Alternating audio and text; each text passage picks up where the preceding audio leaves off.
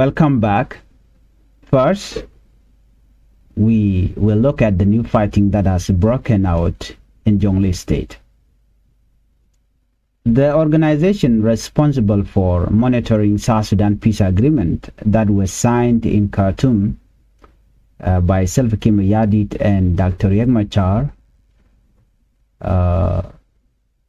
call on all sides to stop the violence immediately. Later in this program, we will discuss the continued detention of two senior SPLM officials in Lake State. A civil society organization is asking the government to either bring them before a court or release them because they have been held for a very long time without a trial. These stories are important because they affect peace, security, and the daily life of many South Sudanese families. Before we begin with this latest update, if you are new to Changfied YouTube channel, I would like you to help the channel by subscribing, turn on the notification bell so whenever we upload a new video, you can be notified. Let's begin our report with RJ Mac call for an immediate end to fighting in Jonglei State. South Sudan peace process is once again facing serious challenges after fresh fighting was reported in Jonglei State. The reconstituted Joint Monitoring and Evaluation Commission, commonly known as RJMAC, has expressed deep concern over the recent clashes between government forces and opposition forces, SPLM. RJMAC is the body responsible for following and checking whether the peace agreement signed in 2018 is being carried out. Its job is to monitor progress, encourage dialogue, and report on any action that has threatened the peace. According to this report, on Monday, the Commission released a statement calling on all parties involved in the conflict to stop fighting immediately. According to available information, heavy clashes took place on Sunday in Walgakpayam, located in Akuba County of Jonglei State. The fighting involved soldiers from the South Sudan People Defense Force, also known as SSPDF, and force from the Sudan People Liberation Army in opposition, which is SPLIO. The violence resulted in the deaths of several people. Among those reported killed was James Queen Makwach, the government-appointed commissioner of Akuba County. Queen Makwach's death has shocked many people in the area because he was serving as the county top government officials. A report also says that several other people lost their life during the fighting, although the exact number of casualties has not yet been confirmed. At the time of RJMAC's statement, many details about how the fighting started were still still unclear. The commission said it was closely following the situation and was worried that the violence could become even worse if immediate action was not taken. RJMAC strongly condemned the fighting. The commission said that using military force to solve political disagreement only create more suffering for ordinary people. It warned that continued violence could destroy the progress that has been made since the signing of the peace agreement. The organization reminded all parties that South Sudan has already experienced many years of conflict. Thousands of people lost their life, millions were forced to leave their homes, many families were separated, and school, hospital, roads, and other important services were damaged. Because of this painful story, many citizens continue to hope that disagreement can be solved through peaceful discussion instead of army conflict. RJ Mac say that this latest fighting sent it sends a strong message to the people of South Sudan. Instead of giving citizens confidence in the peace process, it creates fear and uncertainty. Many communities are now worried that more violence could spread to nearby areas if the situation is not controlled. The Commission appealed to both sides to show maximum restraint. Rather than continuing military operation, it encouraged leaders to return to dialogue and solve their differences through the mechanism already provided in the peace agreement. According to RJMAC, lasting peace cannot be achieved through the use of weapons.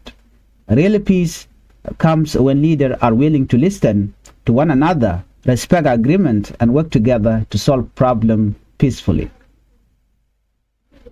The Commission stressed that every life lost in conflict is a tragedy. Behind every casualty is a family that experiences pain, loss, and uncertainty. Children lose parents lose children, communities lose teachers, elder workers, farmers, and local leaders who help build society. Well, that is why preventing violence should always remain the highest priority. Another major concern raised by RJMAC is the humanitarian situation. Whenever fighting breaks out, ordinary civilians often suffer the most. Many people may be forced to leave their homes in search of safety. Some families may spend days or weeks without enough food, clean water, or medical care. Children may miss school. Health services may stop operating. Roads can become too dangerous for humanitarian organizations to travel. This makes it difficult for aid workers to deliver food, medicine, and emergency supply to communities that need help. The Commission warned that if the violence continues, humanitarian conditions could quickly become worse. It therefore called on all army groups, both SPLIO and SSPDF, to respect international humanitarian law. This means protecting civilians during conflict. It also means protecting schools, hospitals, churches, markets, and other places used by ordinary people. Humanitarian workers should also be allowed to reach affected communities safely without interference.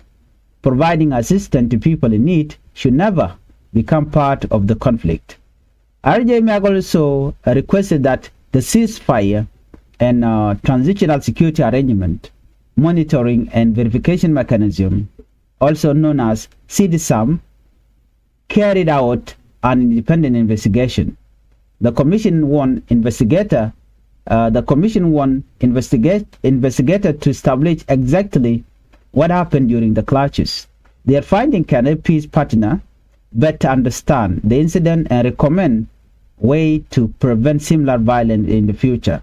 Independent investigations are considered important because they helped separate fact from rumors. During time of conflict, different reports often circulate quickly. A proper investigation allows decision to be based on verified information rather than speculation. RJMAG also reminded every signatory to the peace agreement that they have shared responsibility to protect peace process. Signing an agreement is only the beginning. Real success depends on implementing every commitment that was made. The Commission urged political leaders to respect the permanent ceasefire, honor their promises, and continue working together for national stability. Many observers believe South Sudan's future depends on continued cooperation between all parties. Every time fighting breaks out, confidence in the peace process becomes weaker. At the same time, every successful dialogue strengthens hope for lasting peace. For ordinary citizens, peace means much more than political agreement. Peace allows children to attend school without fear. Farmers can cultivate their land. Traders can move goods between towns. Families can rebuild their lives. Communities can focus on development instead of survival. As the country continues implementing the peace agreement, Many people hope that leaders from every side will put the interests of the nation above political differences. The coming days will be important as authorities gather information about what happened in Jonglei State. Citizens across the country will be watching closely to see whether calm can be restored and whether dialogue will replace confrontation. Let's move on to our second top story. Our second top story, we will focus on civil society call for justice over detained SPLM-IO official in Lake State. Well, according to this report, the organization said the two men have spent almost 1.5 years. This long detention raised serious concern about justice and the rule of law. The organization making this appeal is the Community Empowerment for Progress organization, widely known as CEPO. CEPO is one of South Sudan's well-known civil society organizations. It often speaks about human rights, good governance, peace, and justice. The group believes every citizen deserves fair treatment under the law, regardless of political affiliation. This week, CEPO called on the authorities in Lake State to make a clear decision. If the government has evidence that the two officials committed a crime, then they should be charged in court. If there is not enough evidence, CEPO organization said they should be released. The two detained officials are former Lake State Deputy Governor Dr. Isaiah Akolmatiang and the former State Minister of Animal Resources and Fisheries. Both are members of the Sudan People Liberation Movement in a position commonly known as SPLM-IO. Reports indicate that the two men were recently moved from Ural East County, where they had been held for months, to military facilities in Rumbek. Local officials confirmed that the transfer took place. According to the information available, the detainees were first taken to Mabur Duang military barrack in Rumbek East County. Later, they were transferred again to Rock City military barrack in Rumbek town. The reason for this transfer have not been publicly explained. The movement of the detainees has attracted attention from civil society groups and local residents who continue to ask questions about their legal status. Rumbek East County Commissioner Malwal Anyon say he knew about the transfer. However, he also explained that he was not officially informed before they happened. He said he first heard that the former deputy governor had arrived at the military facility in Rumbek East. Later, he learned that both detainees had been moved again to another military barrack inside Rumbek town. The commissioner explained that he received this information from other sources rather than through official government communication. He also confirmed report that the transfer were carried out by members of the Sudan People by the members of the South Sudan People Defense Forces, which is SSPDF. Meanwhile, civil society organizations say the main issue is no longer where the officials are being held. Instead, the organization believes the most important question is whether the detention follow the law. Daniel Latkon, the organization coordinator for Lake State, say his organization remain concerned because the two men have stayed in detention for a very long time without appearing before a judge. According to him, justice should not be delayed. He explained that every person has a legal right that should be respected. If prosecutor believes someone has committed an offense, that person should be brought before court where evidence can be presented. A judge can then decide whether the person is guilty or innocent. Keeping people in detention for many months without a legal hearing creates uncertainty and raises questions about fairness. According to civil society organization CEPO, say this situation should be resolved as quickly as possible. The organization also suggested that if national authority intend to prosecute the two officials, they should be transferred to Juba. According to civil society organization, there are already legal cases involving other detained SPLM-IO members in the capital. The group believed handling similar case through the same legal process could improve transparency and ensure equal treatment. CEPO organization emphasized that the law should apply equally to everyone. Political differences, the organization say, should never prevent people from receiving a fair legal process. Across many democratic countries, court played an important role in protecting justice. They allow evidence to be examined openly. They also give accused individuals the opportunity to defend themselves. When legal procedures are followed correctly, public confidence in government institutions becomes stronger. On the other hand, long periods of detention without trial often create public concern. People may begin asking why legal procedures are taking so long. Civil society organizations say that respecting the rule of law is important for national unity. The deaf citizens believe that justice is based on law rather than politics. This is especially important in countries working to recover from years of conflict like South Sudan. South Sudan continue implementing the Rift-Valley Peace Agreement signed in 2018. One of the agreement's major goals is to strengthen national institutions, promote justice, and build trust among political parties.